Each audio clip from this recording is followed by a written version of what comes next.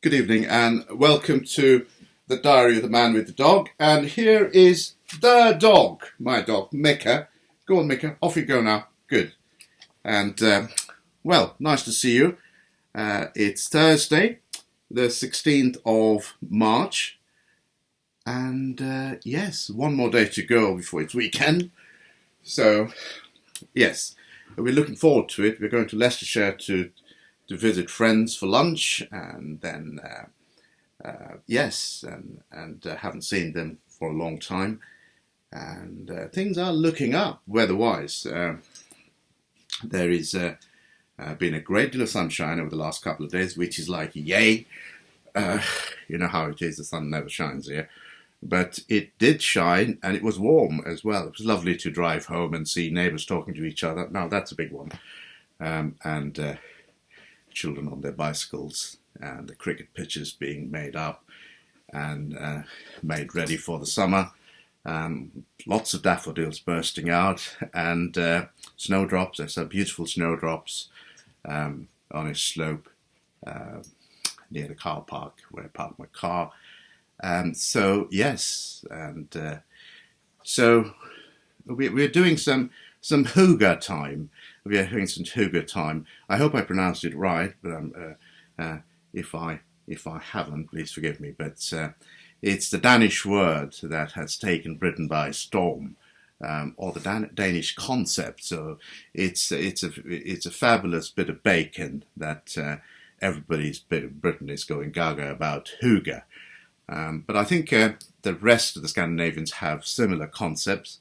And I think Jane was telling me that one Norwegian lady, she was quite upset for the Danes seems to have walked away and monopolized the concept of HYGGE.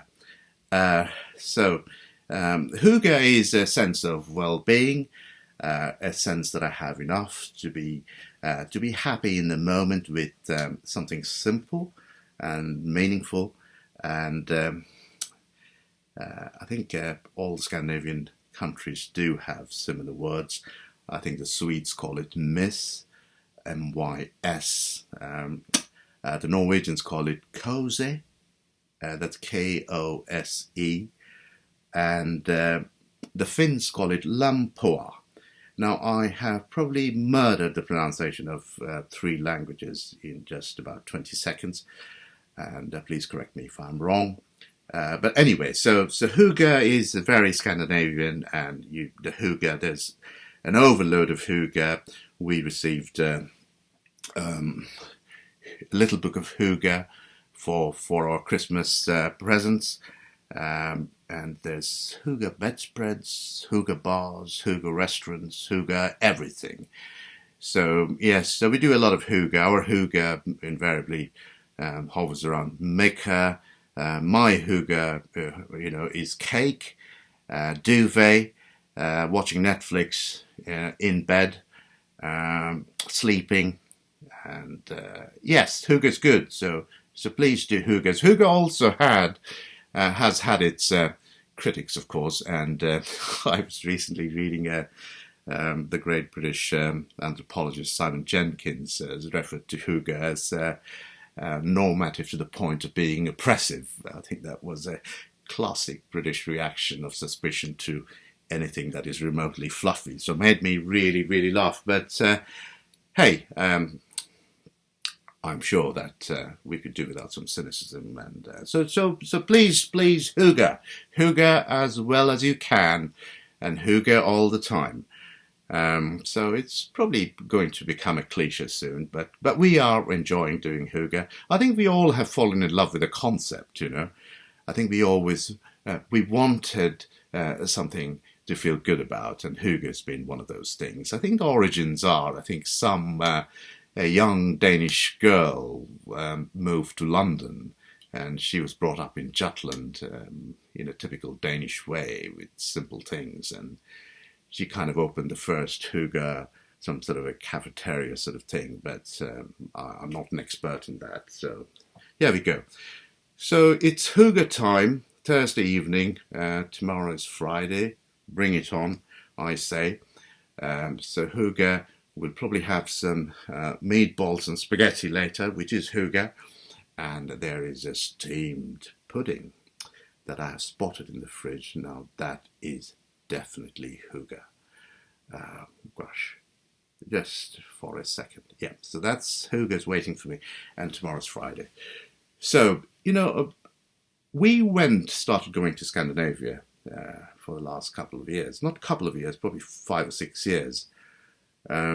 It started off with a cruise, and I was really shocked when I first in Copenhagen. I bought a few chocolates, and I gave out 100 Danish kroner, which was about £10, and I was really shocked when I pretty much didn't get anything back. And the shopkeeper was at great pains to explain to me that he didn't rob me; it's the prices, and he told me about the high taxation. And yes, I mean, in Scandinavia, there's about 80% of taxes.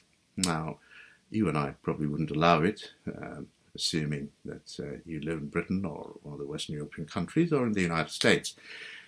We will cry murder and then cause a revolution if somebody takes away my money, for no good things. But the Scandinavians, we found out consistently, they are perfectly happy, perfectly content to give away their money for the common good.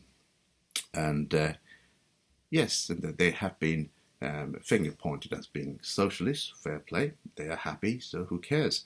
But they do. I mean, put it in a very simplistic way. I mean, the brain surgeon is perfectly happy to live next door to the bin man and be, very good neighbours. So this sense of enough and a sense of common good was something that has kept drawing us back there, and it has always been reinstated in every visit we have made.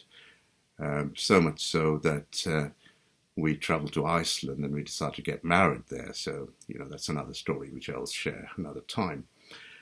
But, we have done a bit of searching as to what makes a country or a people, so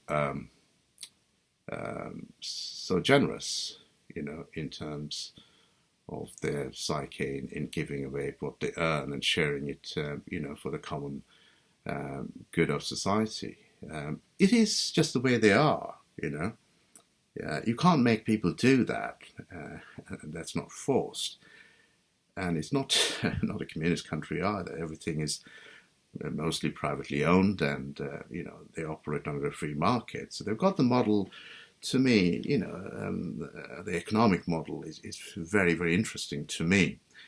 And it works. They're extremely happy. I'm sure, like any societies filled with human beings, full of mess and flaws, that, there would be lots of things that's not right about Scandinavia. But let's not go there. For this evening, we will celebrate the good things and the HYGGE about the Scandinavians. And we are going back to Iceland, actually, later this year. Anyway, so I hope your week's been good, and